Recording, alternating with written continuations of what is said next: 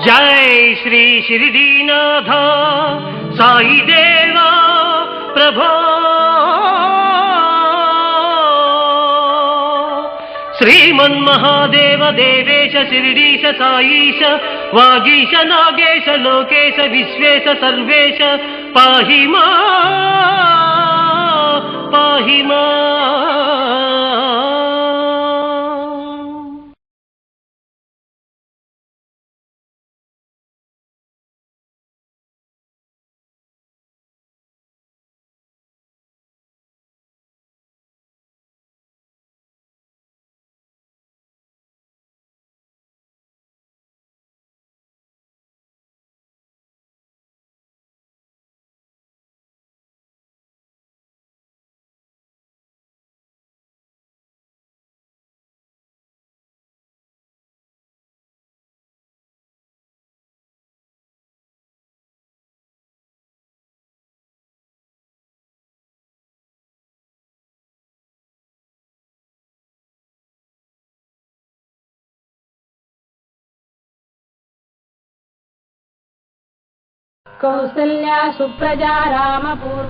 అది 1854వ సంవత్సరం.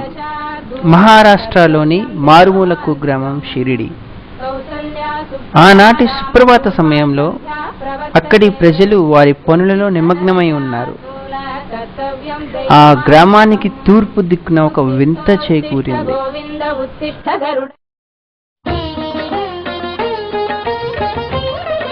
అతడికి సుమారు 16 సంవత్సరాలుంటాయి.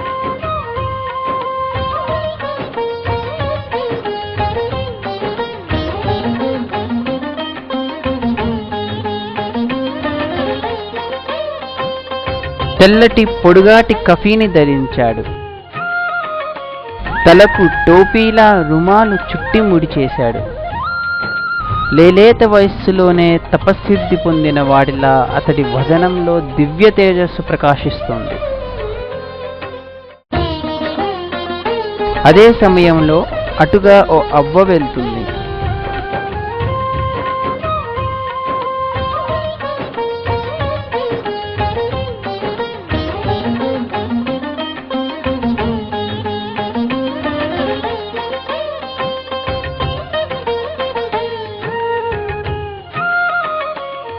ఆ అవ్వ బాలుడిని చూసి అవాక్కయ్యింది. బాబూ అని పలకరించబోయిందా వృద్ధురాలు. కానీ ఆమె ప్రయత్నం లేకుండానే బాబా అని పిలిచింది. బాబా అంటే తండ్రి అని అర్థం. ఆ బాబా జగత్తుకే తండ్రి అన్న సత్యం ఆ క్షణాన ఆ వృద్ధ మహిళకు తెలియదు. బాబా, ఏమిటి వేప చెట్టు కింద కూర్చున్నావు? నువ్వు ముస్లింవా హిందువా? ఎలా అనుకుంటే అలా. నీ పేరేమిటి? ఎలా పిలవాలి? ఎలా పిలిస్తే అలా. ఆహా, నువ్వెవరు? నీ వాళ్ళెవరు? నీ తల్లి తండ్రి ఎవరు? అప్పుడే ఒక్కొక్కరుగా అక్కడికి చేరుకుంటున్న గ్రామస్తులు ఆ మాటలు వింటూ విస్తుపోయారు. అల్లా మాలిక్ అంటే భగవంతుడే యజమాని అని అర్థం. భగవంతుడే అతడికి యజమాని అయితే అతడు దేవుడి ప్రతినిధా లేక దేవదూత కాక దేవుడే ఆ రూపంలో అవతరించాడా? అలాంటి గూఢార్థపు సమాధానాలు చెబుతున్న ఆ బాలుడు మహనీయుడా, మతిభ్రష్టుడా, అతడు హిందువా ముస్లిమా, ఎవరతను? సమాధానంగా అల్లా మాలిక్, అల్లా మాలిక్ అంటూ జ్ఞానంలోకి వెళ్ళిపోయాడు ఆ బాలుడు. ఆ వేప చెట్టు కింద నిరంతరం ధ్యానం చేస్తూ ఉండేవాడు బాబా. రాత్రి పగలు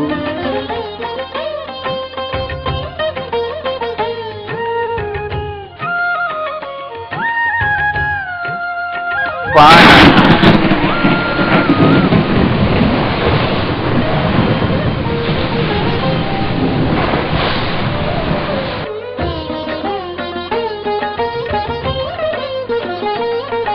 ఎండ అనే తేడాలేవీ లేకుండా బాబా జ్ఞానంలో మునిగిపోయేవాడు.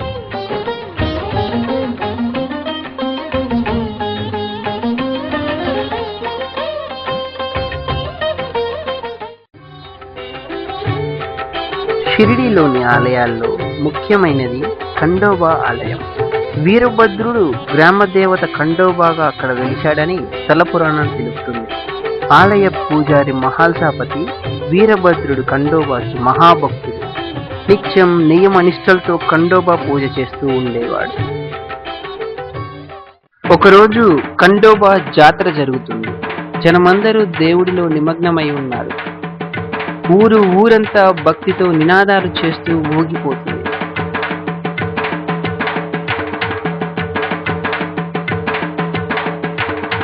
అంతలో ఉన్నట్లుండి ఒక వ్యక్తికి పూనకం వచ్చింది.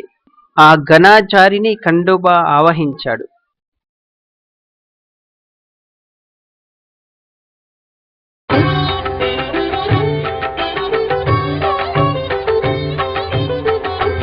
గ్రామంలోకి కొత్తగా వచ్చిన ఆ బాబా ఎవరు అని అడిగారు మహల్సాపతి. రండి నాతో అంటూ గన్నాచారి ముందుకు కదిలాడు. మహల్సాపతితో పాటు ఊరంతా అనుసరించింది.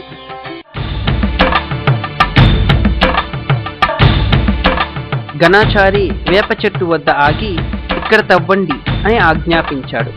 ఆ సమయంలో బాబా అక్కడ లేడు. గోతిలో కనిపించిన దృశ్యాన్ని చూస్తూ అందరూ ఆశ్చర్యంతో నిశ్చేష్టులయ్యారు. బండరాతి కింద సొరంగం, దాని నుంచి కిందకి మెట్లు ఉన్నాయి.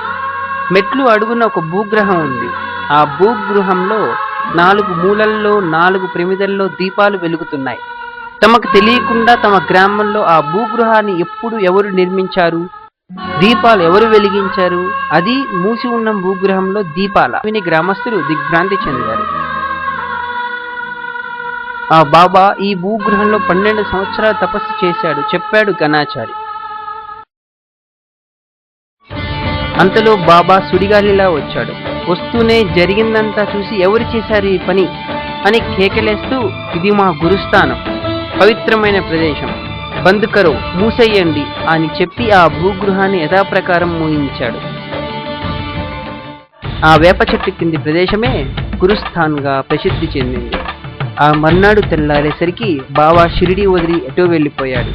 బాబా ఎటు వెళ్ళాడు, ఎందుకు వెళ్ళాడు, ఏమయ్యాడు ఏమో ఎవరికీ తెలియని అంతుపట్టని ప్రశ్నగా మిగిలింది.